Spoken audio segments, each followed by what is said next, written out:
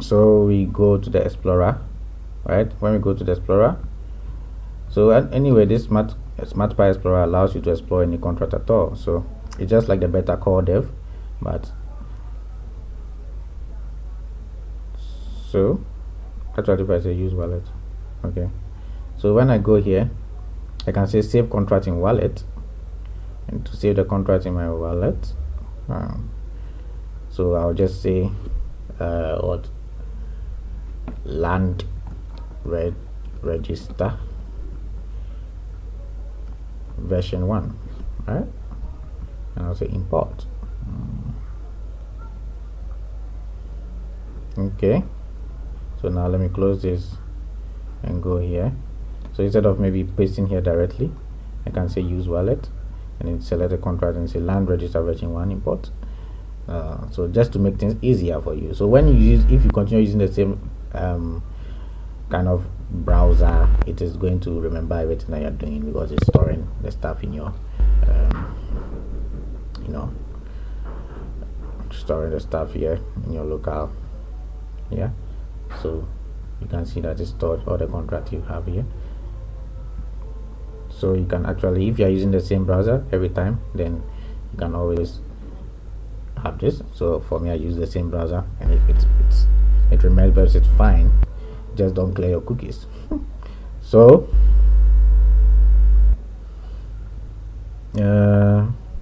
when I say explore on SmartPy nodes, right? So I wait and yep. So contract data. Right. So this is a manager. So you remember we generated the manager from this side, right? And then this is the private key of the manager we generated, right?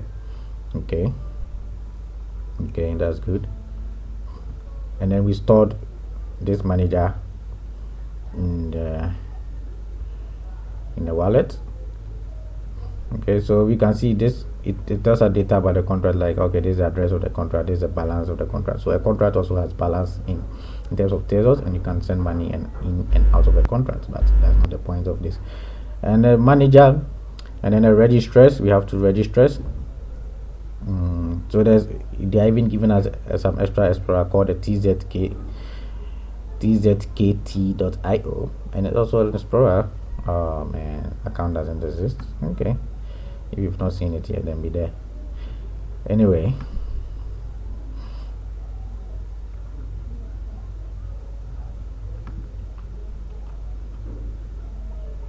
never mind. Yeah, this should exist. Okay, so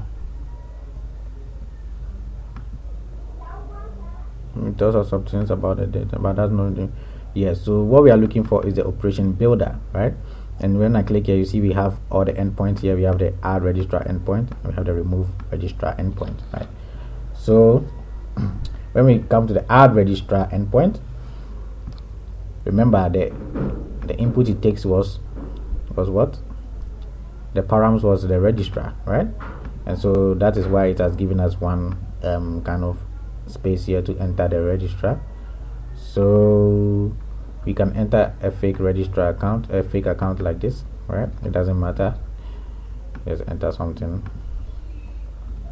And I put it there. And I said, again, if you need to do anything on Tezos blockchain, whether you want to send money or invoke or call a contract, a function in a contract, you need to have your private key. And since we've done that already here with this account, right? And this, you remember, this is the account we use for the manager, right? Good.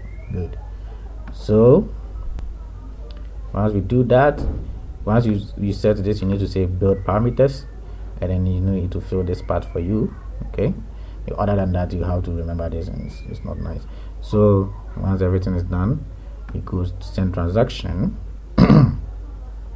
Of course, yes, we've seen it. So this is the transaction. So the destination is the contract, right? So it's like you're calling a contract and you're saying, no, you're not sending it to it, right? And then we have the gas limit, the counter, the fee. I mean, these are all Tezos specific stuff. and we have the source, that's who is calling the contract, right?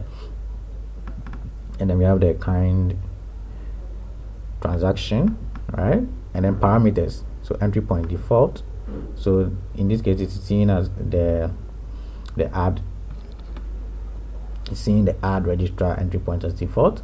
So later we're going to content remove registrar, and you see what I'm trying to say here. And then the string, right? So this is the data.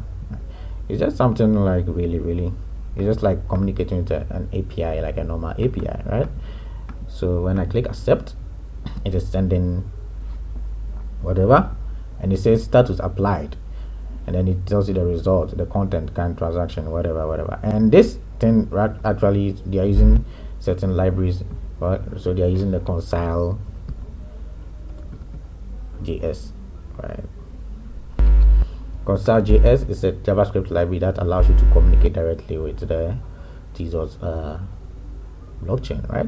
So you see that from the browser, directly from the browser, they are doing all of this. They're actually using Concile JS behind the scene, right? And another Tezos JavaScript library that allows you to communicate with Tezos blockchain is called a Tezos Taquito, or as I call it, a Taquirito, right? So the Tezos Taquito is also, I find that one also quite interesting to do, right?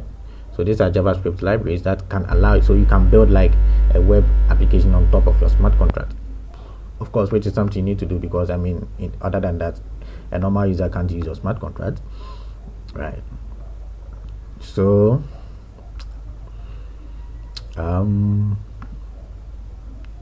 where are we? I think, yeah, so explore the contract. So it is run the contract. So now let's go and explore this. Let's go and explore this guy, right?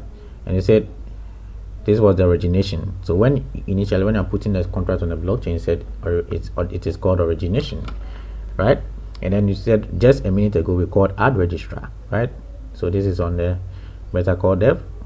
It's really cool, right? Don't you think? And the add registrar, what happened? So you can see that whatever is highlighted in green is what was added, right? So this guy here was just added right here, right? So the add registrar, in fact, you can see like, so this is a really good contract explorer. This is interesting stuff, right? Good. And then again, you can look at the storage directly, and you can see that now we have 3 items, right? And the manager is there, and then we have the code, and then we can interact with the registrar, you know, interesting stuff. So man, so I think, although there are a lot of things to them in there, with the time I don't think I'll be able to complete the whole land registrar application right now, but I mean, I'm just excited that at least I've been able to get to this level or this point, because from here everything is kind of simple. I will do it as fast as we can. So yep, so now in this case we use the manager's account to deploy it, to send the transaction, right, or to call this endpoint. So let's go ahead and create a new account, right? Let's go ahead, create a new account. So yeah, you can always get an account. Please drink responsibly. And compute private key. It gives us a different private key. I save it in wallet. Good. So cartridge note, activate account.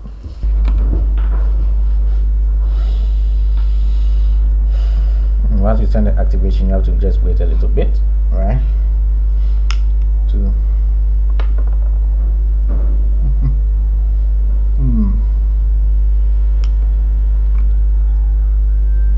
and then we reveal.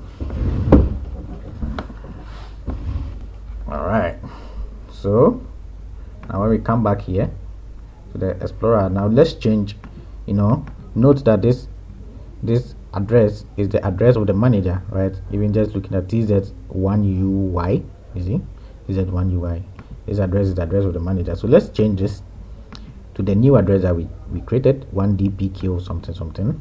right? And then let's just try to use another, fake one of our fake accounts.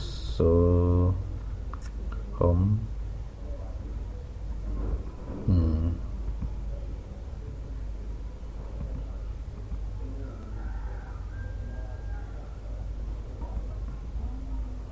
So let me just this guy, and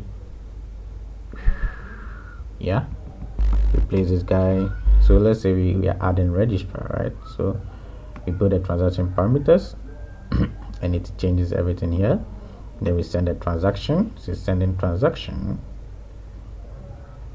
and accept.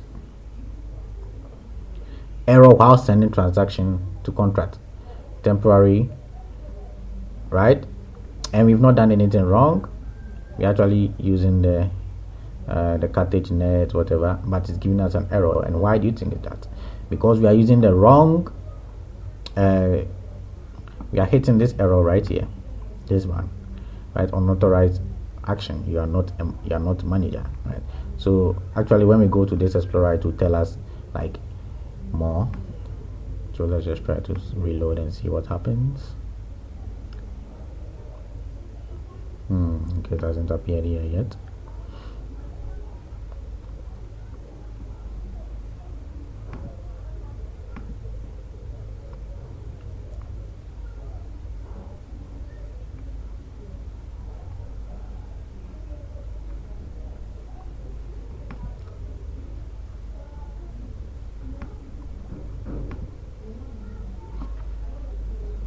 Right, so you're supposed to see the changes. Let me just close this guy. Set for him again. That's him. Okay.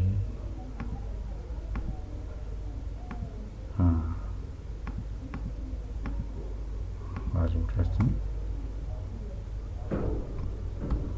All right. If it's not showing here, that means we've not done something right. So